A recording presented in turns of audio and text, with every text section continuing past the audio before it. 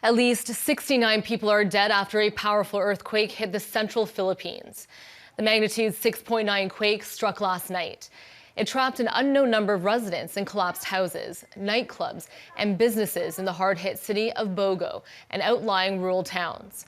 Rescuers using backhoes and sniffer dogs were deployed to carry out house-to-house searches for survivors.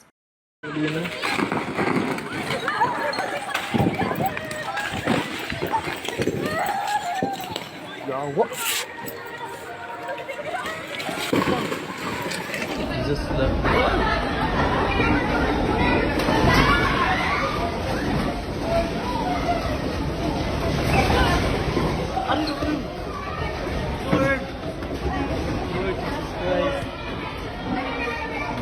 gumuguho talaga, sir.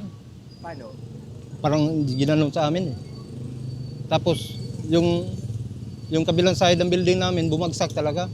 Mabuti yung mga tao nandito sa harapan lahat. Kinakabahan po kami ngayon kasi palagi po may aftershock. Hanggang ngayon, hindi po namin mabibilang yung aftershock kung ilan ng aftershock ngayon. Kasi marami na kasi, sir. Kagabi pa eh.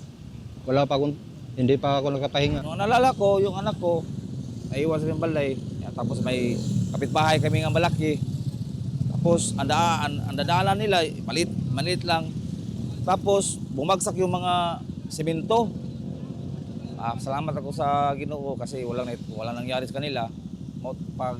Pagdating ko namin doon, marami ng tao sa kalsada. Kaba namin, hindi namin alam mo, katapusan ba namin ngayon?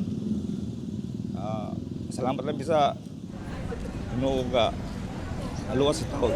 Salamat kay Lord.